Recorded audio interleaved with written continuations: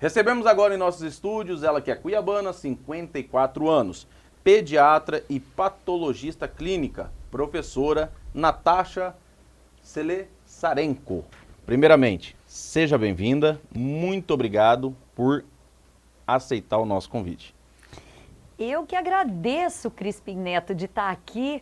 Quem não conheceu seu avô, o compadre Crispim, não é? Que alegria estar aqui com você. Tive a oportunidade de conhecê-lo pessoalmente semana passada, né? Que a gente... Foi, tem umas 2 semanas mais ou menos, que foi lá no dia de São Pedro, Dia né? de Em São Santo Pedro. Antônio do Leveger. Tive essa grande oportunidade de conhecer você e hoje estou aqui. Muito obrigada pelo convite e pela oportunidade de conversarmos. Nós que agradecemos. Natasha, primeiramente, vamos falar um pouquinho da doutora, da pessoa. Quem é a Natasha? Quem é a Natasha Selesarenko, né? Vamos lá. Natasha Selesarenko é uma cuiabana, nascida aqui em 1967, na rua 13 de junho, no Hospital Geral. Então, Hospital Geral. Para quem é daqui sabe, né? O Hospital Geral, que era o hospital, a única maternidade que tínhamos aqui naquela ocasião. 1967 foi o ano que a televisão chegou em Mato Grosso. Sou filha de um professor universitário aposentado e ex-militar, que é o professor Leonardo, e da ex-senadora Séries, que também é professora aposentada da UFMT. Aliás, é a única aposentadoria que ela recebe, né? Ela não, apesar de ter sido deputada estadual por 3 mandatos e senadora por 1 mandato, a primeira mulher eleita para o Senado em Mato Grosso, ela abriu mão da aposentadoria, que apesar de ser legal, é imoral. Quem é que se aposenta com 8 anos de atividades, né, como é no Senado? Mas enfim, então Natasha Selesarenko é uma médica que fez faculdade aqui na UFMT, na 10ª turma da UFMT, depois fui para São Paulo, fiz pediatria, patologia clínica, mestrado e doutorado lá na USP em São Paulo. Voltei para Cuiabá no final dos anos 90, em 1997, abri o laboratório CEDLAB, sou empresária também, abri o laboratório CEDLAB com o seguinte intuito, Crispim Neto: é inadmissível que o paciente chegue para consultar médicos fora de Mato Grosso e os médicos tenham que pedir exames de sangue, de urina, porque não confiam nos laboratórios em Mato Grosso. Essa foi a ideia, fazer um laboratório aqui que desse confiança para o nosso... Porque isso aí foi uma causa que tinha muito antigamente, que sempre se pedia 2, 3, 4 exames clínicos. Porque não confiava no laboratório. Eu falei, chega! Então, em 2000, a gente abriu o laboratório CEDLAB, que foi o primeiro do Brasil a receber os selos de certificação ISO 9000 da qualidade, ISO 14000 de meio ambiente e mais as boas práticas de laboratório. Depois, em 2017, abrimos a Clínica Vida. Então, além de médica, sou empresária da saúde com o laboratório CEDLAB e a Clínica Vida. Sou também professora da UFMT, que era meu grande sonho, fazer pediatria e voltar para ensinar os alunos a pediatria na UFMT. Em 2002 prestei concurso, tem 20 anos que eu dou aula na UFMT, sou professora adjunta, né, com mestrado, doutorado, enfim. Dou aula no Centro de Saúde Escola do Grande Terceiro, dou aula prática de pediatria e trabalho no Hospital Júlio Miller. Estou afastada desde 2019 porque fui eleita conselheira federal, representando os médicos no Conselho Federal de Medicina. Então, me afastei para isso. Então, Natasha, quem é? É uma cidadã mato-grossense de 54 anos, médica, professora, empresária, conselheira federal e mãe. Esse é o meu maior título. Eu sou mãe de 2 meninas, Marina, de 24 anos, que é advogada, e Maria Eduarda, de 23 anos, que é médica, que hoje faz neurologia na Escola Paulista de Medicina. Natasha, com um currículo grande, uma experiência imensa no meio da medicina, o porquê se candidatar ao Senado? Hoje, o seu nome está à disposição a pré-candidata a senadora da República pelo Estado do Mato Grosso. O porquê? Então, acho que são várias as razões. A primeira é a indignação. Me incomoda profundamente ver pessoas, especialmente as pessoas mais vulneráveis, passar fome, desempregadas, passando necessidades, a saúde muito frágil. Então isso é uma coisa que sempre me incomodou profundamente. Me sinto completamente realizada como médica, como professora, como empresária, como mãe. Então me sinto realizada profissional e pessoalmente. Mas ainda me incomoda muito essa questão do sofrimento das pessoas. Então, E eu pude perceber ao longo desses 32 anos que exerço a medicina, que como médica, como educadora, a gente não consegue fazer por milhões. A gente consegue ajudar pontualmente. Eu faço trabalho voluntário, eu Sim. faço muita assistência, mas para fazer para milhões, você só tem uma forma, que é estando na política. Não tem outro jeito, a nível federal. E no Conselho Federal de Medicina, isso ficou muito claro para mim.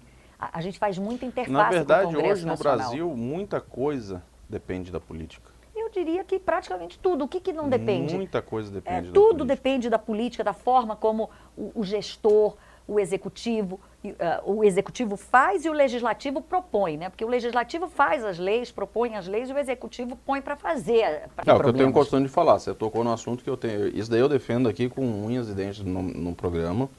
O nosso sistema único de saúde é o melhor do mundo. É o melhor do mundo. Só que na prática não é. Mais inclusivo, Isso é no papel. universal. Isso é no papel. Mas por que na prática não? Falta de medicamento, falta de médico, falta de estrutura. Falta gestão. Falta de gestão. Então, tipo assim, Mais aí investimento. não é questão. Tem que tem que ser dito, tem que ser dito. Tem algumas policlínicas, tem alguns hospitais, sim, que ele é 100%. É raríssimo no sistema único. É raríssimo, mas existe. Claro que existe. Mas é bem pouco. Mas para ver o mundo perfeito, todas as policlínicas, todo o nosso sistema público de saúde rodando, falta muita coisa. Falta. O modelo, ele é excepcional. Então, você tem ali toda a atenção primária, constituída aí pelos programas de saúde da família, os PSFs, pelas UBS, Unidades Básicas de Saúde, a secundária com as especialidades, com as UPAs, as terciárias com os hospitais e até a quaternária com os hospitais mais especializados. O modelo é excepcional, mas faltam realmente algumas coisas. Falta o quê? Falta gestão, falta mais investimento, falta um plano de cargos e carreira para todos os profissionais da saúde, falta aí definição de piso salarial para todos os profissionais da saúde. Quando eu falo todos os profissionais da saúde, são realmente todos os profissionais que compõem essa cadeia de profissionais da saúde, que vai desde o segurança que fica lá na porta de um pronto-socorro, de uma unidade básica de saúde, até o médico, passando pela enfermeiro, assistente social, nutricionista, psicólogo, fonoaudiólogo, fisioterapeuta, enfim, é uma cadeia, os técnicos de enfermagem, técnicos de laboratório, então a gente, Sim. biólogos, biomédicos, a gente tem aí, todos esses profissionais precisam ser contemplados. Nós precisamos fazer aí parcerias público-privadas éticas e decentes. Precisamos ter filas do SUS que sejam transparentes. Hoje a única fila honesta do SUS é a fila do transplante. Todas as outras filas para consulta, fila para exame, fila para procedimento cirúrgico, todas elas têm a fila da regulação municipal que entra na estadual. Aí o paciente às vezes até falece, muda de cidade e continua o nome dele ali. Não existe aí uma depuração, um filtro dessa fila. Essa fila não é transparente, não está ali ao acesso de um portal transparência, por exemplo, para o cidadão saber quando é que vai chegar a vez dele. Então, existem problemas estruturais muito grandes, mas, sem dúvida alguma, é um grande sistema de saúde e todos nós brasileiros devemos nos orgulhar muito. Temos aí dentro do SUS, né, a gente tem aí o programa de tratamento de tuberculose, de hepatite B, de hepatite C, de HIV, nós temos programa de transplante, programa Existem vários programas, Natasha, de hanseníase. Até mesmo com a pandemia, de 2 anos para cá, 3 anos, que a pandemia começou em 2019, 20. Março de 20, né? Então, 2019 começou a sair no mundo, aí aqui apertou 26 2020. de fevereiro de 2020 foi o primeiro caso oficial de Covid-19 no Brasil. Então, até mesmo esses que você mencionou, esses projetos, essas outras doenças, acabou ficando um pouco no esquecimento.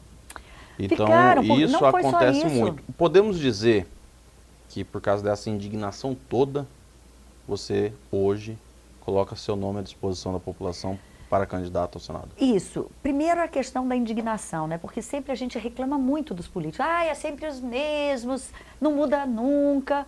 Então, a saúde está do jeito que está, a educação do jeito que está, e não se apresentam pessoas novas que realmente tenham aí propostas para melhorar. Então, esse foi um dos motivos que me levou a isso. O segundo motivo é que eu amo gente.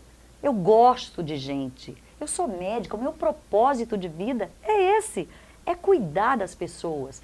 E eu sinto que é necessário que o político tenha essa sensibilidade, que tem gente morrendo de fome. Aqui no nosso estado, 1,1 milhões de mato-grossenses se beneficiaram com o Bolsa Família, o Bolsa, agora chama de auxílio emergencial, né, Auxílio Brasil, ou seja, 1/3 praticamente da população, e somos um dos estados mais ricos do Brasil. Então a fortuna está nas mãos de poucos, a gente precisa fazer com que todos participem disso. Não dá para você se sentir absolutamente feliz e realizado com gente passando fome do seu lado, com gente passando necessidade sem ser atendido na saúde. Então, é preciso que a gente tenha realmente pessoas que se interessem e que gostem de gente, Crispim, para estar lá para fazer a diferença. Qual a sua avaliação, Natasha, para a política hoje no nosso país? Olha, é muito difícil, porque a política está muito polarizada, está se discutindo muito direita e esquerda. Essa discussão é completamente infértil e não vai levar para lugar nenhum. A gente precisa olhar para aquilo que realmente importa no nosso país. E o que importa no nosso país? Importa que nós temos uma inflação de 2 dígitos, importa que a gente tem, não aqui no nosso estado especificamente, porque aqui realmente é algo diferenciado, mas nós temos um desemprego que está muito alto. O que importa no nosso país é que tem gente passando fome, que está abaixo da linha da miséria. O que importa... Você falou assim dessa polarização de direita, esquerda, você vai vir pelo PSB. Uhum. Você se vê como direita, você se vê como esquerda? Eu me vejo como Mato Grosso. Você se vê o que o partido falar, igual hoje a avaliação da Natasha para o presidente Jair Bolsonaro. Qual a sua avaliação para o presidente? Eu acho que ele cometeu e comete alguns equívocos muito grandes e ele tem aí também alguns acertos, como todos, né? Como todos os políticos que estão num cargo executivo, têm os seus acertos e têm os seus erros. Eu acho que houve aí algumas coisas bastante dramáticas que aconteceram nesse governo que realmente fizeram com que a gente evoluísse em alguns pontos, especialmente na questão da saúde. Eu acho que houve assim eu vejo com um olhar como médica muito triste a condução da pandemia, de dizer que tinha que aderir ao tratamento precoce. Num dado momento, ok, que não sabíamos o que fazer, a gente estava no meio ali de uma verdadeira guerra contra um inimigo, que era esse vírus, que ninguém sabia muito bem o que era, mas depois que as evidências científicas foram saindo, que se viu que esse tratamento realmente não tinha eficácia, ou tinha uma eficácia praticamente nenhuma, era muito difícil de se manter em cima daquilo. Depois veio a vacina. Então a gente já sabe que a vacina foi junto com antibiótico e com saneamento básico, são as 3 coisas que mudaram o rumo da saúde pública no mundo. No mundo. Então a vacina já está aí há mais de 200 anos, que sabe que a vacina é eficaz contra doenças. Então o atraso na compra da vacina, a falta de credibilidade, que o presidente realmente tem um papel importantíssimo de nortear toda a sociedade. Sim. Eu acho que ele poderia ter conduzido realmente de uma maneira um pouco mais humana e também empática, de se colocar no lugar das pessoas. Nós tivemos mais de 650 mil óbitos no Brasil. Não é uma gripezinha. Então, eu acho que a forma que... Aí são as opiniões, a forma que ele conduziu realmente, teve altos e baixos. Em relação ao governo do estado do Mato Grosso, Natasha? Eu acho que o governador Mauro Mendes cometeu assim, muitos acertos. O secretário Gilberto, quando estava à frente da pasta da saúde, a gente tinha uma interlocução muito boa com ele. Por diversas vezes conversamos, trocamos ideia, ter feito ali o centro para atendimento da Covid ali na Arena Pantanal, aquilo ali ajudou muito.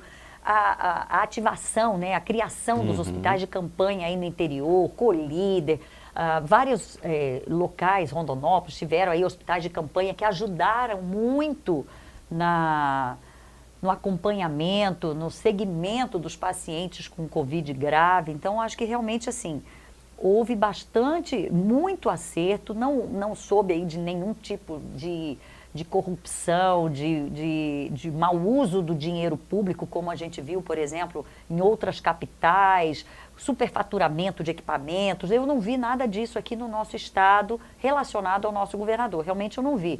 Então eu creio que ele conduziu aí, montou um comitê, né, pró-Covid, um comitê de crise. Ele fez realmente o que deveria ter feito. Eu acompanhei também algumas reuniões lá com o prefeito do interior, José do Pátio, que também conduziu lá em Rondonópolis de maneira muito firme.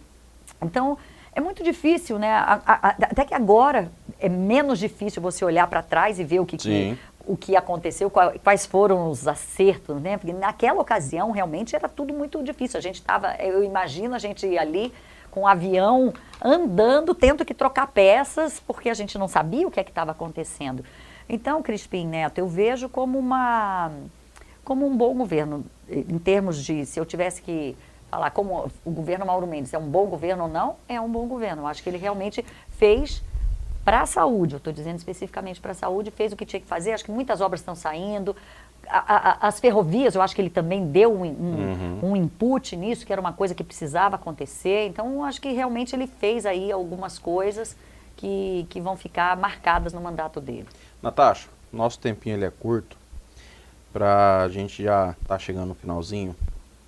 Para as pessoas que estão em casa, todo o estado do Mato Grosso acompanhando, como pré-candidato, você falou bastante de saúde, certo? Você vem como pré-candidata, seria somente focado mais, podemos dizer, na saúde? Ou como ficaria as outras demais pastas? Crispim Neto, muito obrigada pela sua pergunta, mas como médica, obviamente, a minha bandeira, uma das minhas bandeiras principais é a saúde. Mas junto da saúde a gente tem aí a bandeira da educação, que eu também sou educadora, sou professora há 20 anos da Universidade Federal de Mato Grosso.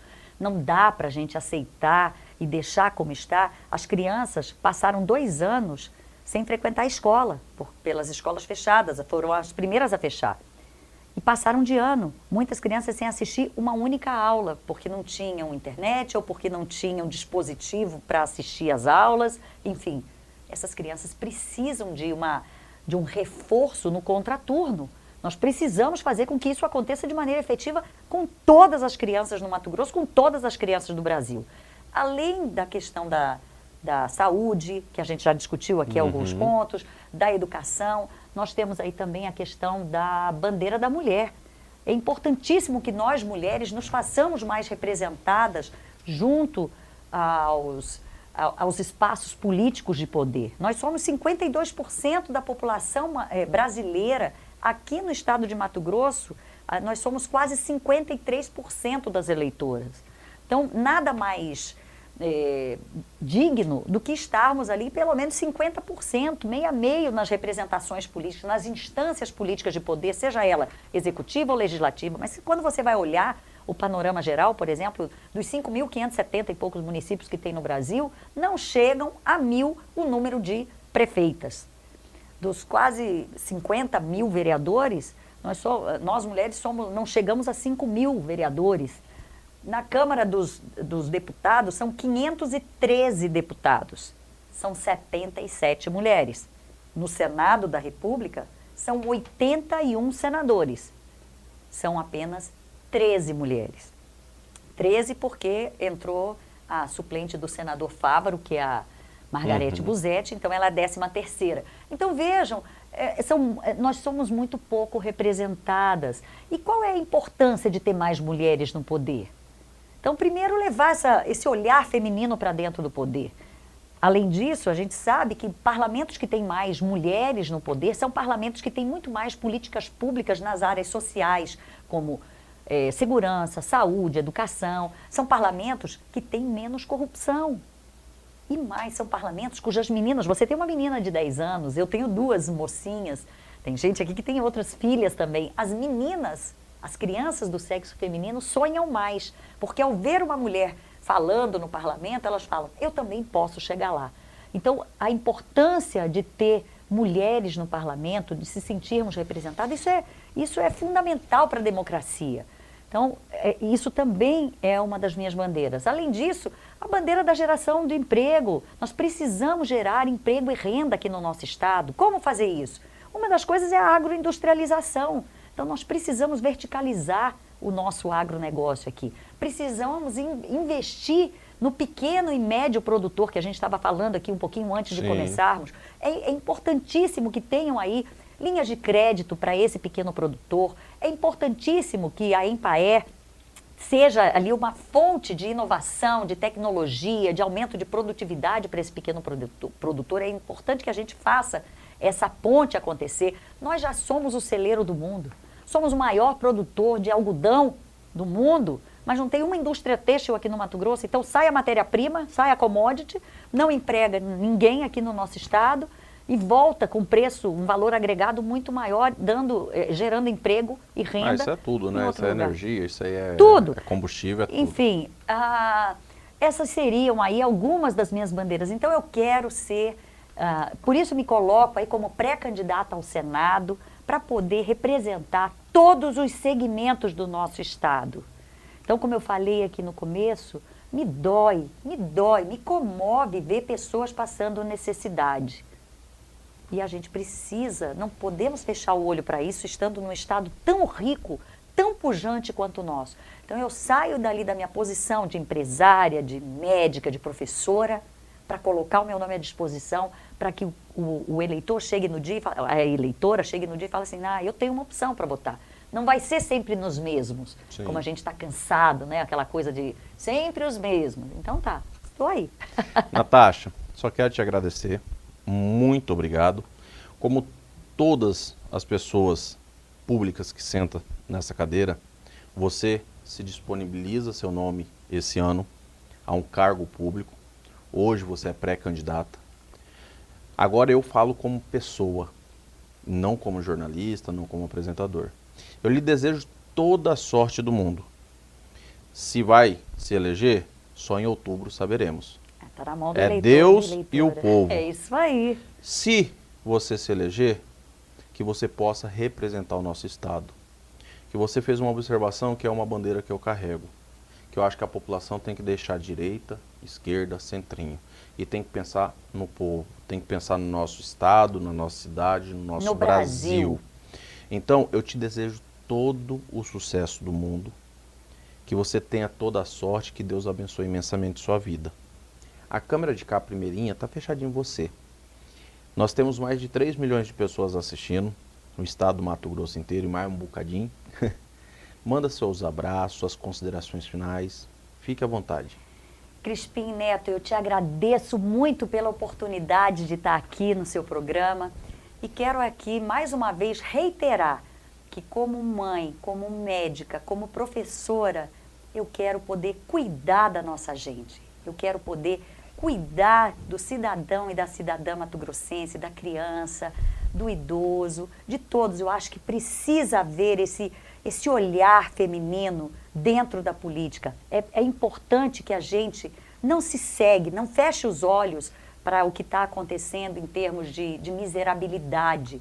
Nós temos aí alguns milhares de pessoas no nosso estado que passam fome. Nós temos aí pessoas desempregadas no nosso estado. Nós temos aí um combustível que está alto, um bujão de gás que está alto, as compras que cada vez que você vai no mercado estão maiores.